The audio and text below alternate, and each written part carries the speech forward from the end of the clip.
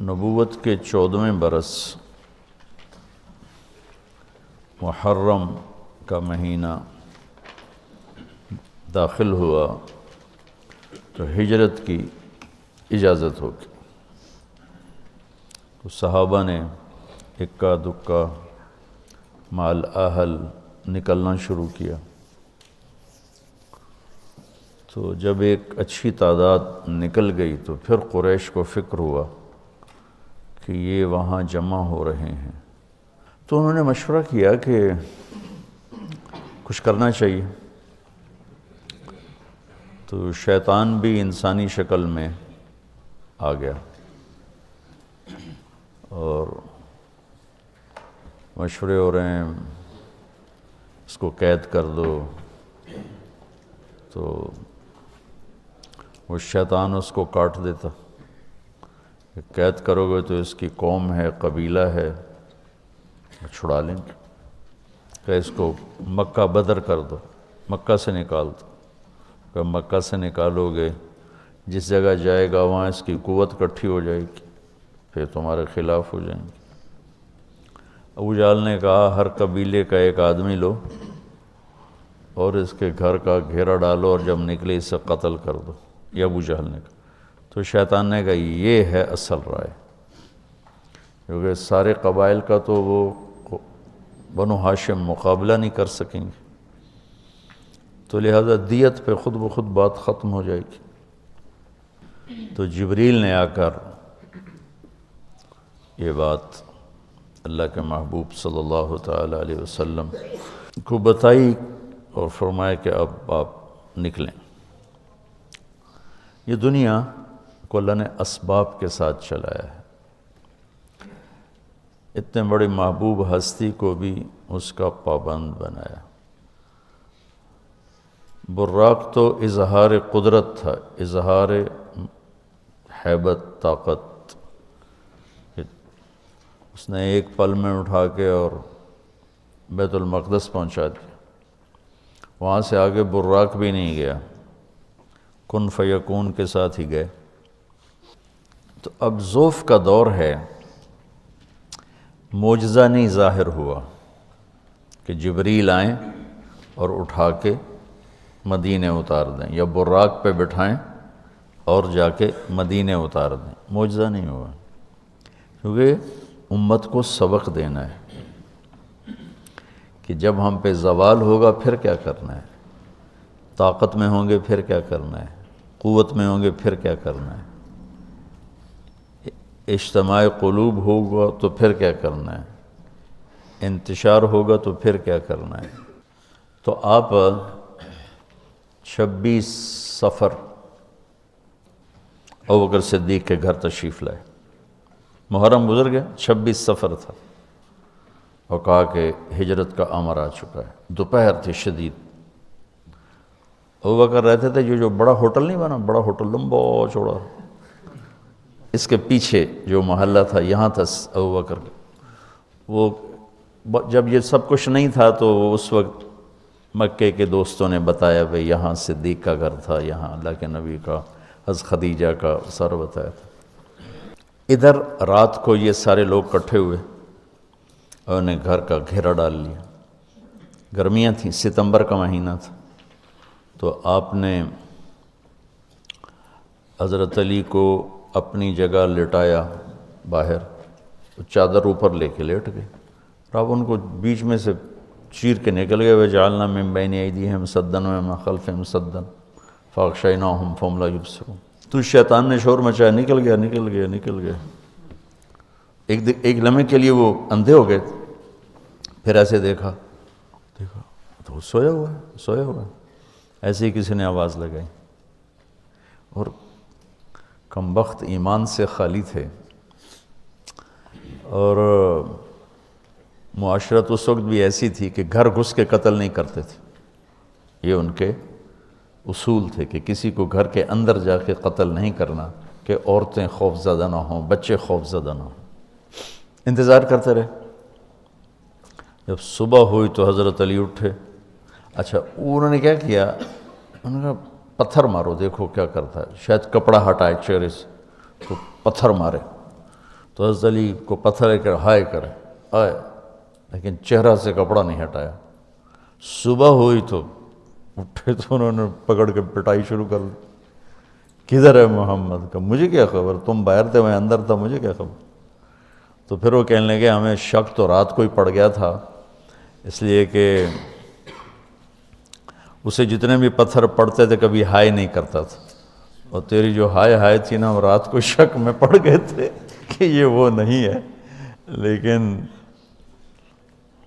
بس ہم دھوکہ کھا گئے۔ تو آپ وہاں سے نکلے تو یہ 27 کی رات تھی، 27 صفر، اور ستمبر کا مہینہ تھا، تو 622 عیسوی تھی۔ تو ادھر ہے مدینہ اور ادھر ہے جبل ثور۔ تو ابو بکر نے عرض کی میں نے ایک غار ڈھونڈ رکھا ہے، پہلے وہاں چلتے ہیں، تو جب ہماری تلاش ذرا رک جائے گی پھر ہم نکلیں گے۔ تو اللہ کے نبی پنجوں کے بل چل رہے تھے، پنجوں کے بل، پنجوں کے بل اس لیے چل رہے تھے کہ پاؤں کا نشان دیکھ کر کھوجی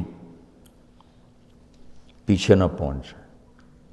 یہ ایک علم تھا جو اب مٹ گیا ہے، چونکہ سڑکیں پکی ہو گئیں تو چور کا نشان ختم ہو جاتا ہے۔ جب سڑکیں کچی ہوتی تھیں تو اس کے قدموں کو کھوجی پہچانتا ہوا چلتا چلتا چلتا اس کے گھر پہنچ جاتا تھا، چاہے وہ 100 میل ہوتا تھا۔ تو یہ کوئی مکہ سے غار ثور 3 میل تھا، تو آپ ایسے جا رہے تھے ایسے۔ ابو بکر کبھی آپ کے آگے چلتے کبھی پیچھے چلتے، کبھی آگے چلتے کبھی پیچھے چلتے۔ تو آپ نے پوچھا یہ کیا کرتے؟ کبھی آگے کبھی پیچھے۔ تو کہنے لگے اخاف الرصد فامشی امامک، اخاف الطلب فامشی خلفک۔ جب مجھے یہ خیال آتا ہے کہ کوئی آگے چھپا ہوا حملہ آور حملہ نہ کر دے دشمن تو میں آگے ہو جاتا ہوں، جب مجھے خیال آتا ہے پیچھے سے کوئی پہنچ نہ جائے تو میں پیچھے ہو جاتا ہوں، اس طرح۔ تو آپ نے بہت شکریہ ادا کیا ان کا۔ جب پہاڑ پہ چڑھنے کا وقت آیا تو آپ کی انگلیاں زخمی ہو گئی تھیں ایسے چلتے چلتے۔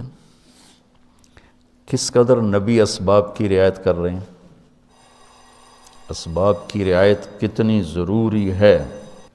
تو ابو بکر نے آپ کو کندھے پہ بٹھایا اپنی کمر پہ، اور غار جبل ثور ایسے سیدھا پہاڑ ہے ایسے، میری آج تک ہمت نہیں ہوئی چڑھنے کی، حالانکہ کتنے سالوں سے اللہ لے جا رہا۔ تو آپ کو اپنے کمر پہ بٹھا کے اوپر پورا پہاڑ اوپر چڑھے، پھر آپ کو باہر کھڑا کر دے گا، آپ اندر نہیں جائیں گے، خود اندر گئے، ایسے اس کو ٹٹول ٹٹول کے جتنے سوراخ تھے پتھروں سے بند کر دیے، سوراخ باقی بچ گئے۔ تو اپنی پگڑی اتاری، پھاڑ پھاڑ کے سوراخ بند کی، پھر سوراخ باقی تھے، کرتا اتارا اور پھاڑ پھاڑ کے سوراخ بند کیے، ایک باقی رہ گیا جس میں وہ سانپ تھا۔ علماء نے لکھا ہے کہ وہ سانپ جو ڈس رہا تھا، ایک تو سانپ اپنی فطرت سے ڈستا ہے نا، علماء نے لکھا ہے وہ اس لیے ڈس رہا تھا کہ وہ راستہ مانگ رہا تھا دیدار نبوت کے لیے۔ یہ کئی علماء نے یہ لکھا ہے کہ وہ اپنی فطرت سے نہیں، احتجاج کر رہا تھا کہ میں نے راہ دے، میں بھی دیدار کروں، میں بھی دیکھنا چاہتا۔ یہ تھا۔ تو کہا یا رسول اللہ آئیے۔ جب آپ اندر تشریف لائے تو اندھیرا تھا، پتہ نہیں چلا۔ جب تھوڑی سی روشنی ہوئی تو دیکھا ابو بکر کا نہ کرتا تھا نہ عمامہ۔ تو آپ نے پوچھا تیرا کرتا کدھر ہے، تیری پگڑی کدھر ہے؟ تو انہوں نے اشارہ کیا کہ یہ سارے سوراخ تھے۔ تو اللہ کے نبی کی آنکھیں چھلک پڑیں، اور آپ نے ایک دم بے ساختہ کہا یا اللہ میں ابو بکر سے راضی ہوں، تو بھی اس سے راضی ہو جا اور اسے جنت میں میرا ساتھی بنا دے۔ تو اسی وقت جبریل اترے اور آ کر کہا یا رسول اللہ، اللہ تعالیٰ خوشخبری دے رہے ہیں کہ وہ آپ کے ساتھی سے راضی ہو چکے ہیں اور جنت میں یہ آپ کے ساتھی بھی ہیں۔ یہ خوشخبری ہے کہ یہ جنت میں آپ کے ساتھی ہیں۔ تو انہوں نے قریش نے کھوجی بلا لی، تو انہوں نے وہ انگلیاں پکڑ لیں اور ان انگلیوں پہ چلتے چلتے چلتے جبل سور پہنچا دیا۔ تو اللہ نے ان کے آنے سے پہلے، غار کا دہانہ بڑا ہے، ایک بیل ہو گیا، اس کے بیچ میں مکڑیوں نے جالے پھیلا دیے، ایک کبوتری نے تن کے رکھ کے انڈے دے دی، تو ان کے جانے سے پہلے 2 کام ہو چکے تھے۔ تو وہ کھوجی کیسا، حالانکہ پہاڑ پہ تو، کچی زمین پہ تو پورا پاؤں لگتا ہے، پہاڑ پہ تو ایسے ایک آدھ کوئی نشانی پڑتا ہوگا، تو کیسا علم تھا، ان کو لا کر اس نے دروازے پہ کھڑا کر دیا، کہا یہ اس سے آگے کوئی نہیں۔ تو ابی بن خلف کہنے لگا تیرا دماغ خراب، یہ جالا محمد کی پیدائش سے بھی پہلے کا بنا ہوا ہے، اور تو کہتا ہے ادھر گھس گئے، بے وقوف کہاں لے کے آ گیا؟ اب ابو بکر ڈر رہے تھے کہ یا رسول اللہ اب کیا ہوگا؟ تو آپ نے کہا ما ظنک باثنین اللہ ثالثہما، جن کا اللہ ساتھی ہو ان کو کیا پریشانی؟ تو امیہ بن خلف نے وہیں دروازے غار کے منہ پہ بیٹھ کے اندر منہ کر کے پیشاب کیا، اب دونوں سامنے بیٹھے تھے۔ تو آپ نے مسکراتے ہوئے فرمایا دیکھو اگر یہ ہمیں دیکھ سکتے تو یہ یہاں بیٹھ کے پیشاب کرتا، تو انہوں نے آرام سے وہاں پیشاب کیا، وہ سامنے بیٹھے ہوئے تھے دونوں۔ اللہ نے بیچ میں پردہ ڈال دی۔ قرآن ابوبکر صدیق کے اندر کے جذبے کو بتاتا ہے، لا تحزن، لا تحزن۔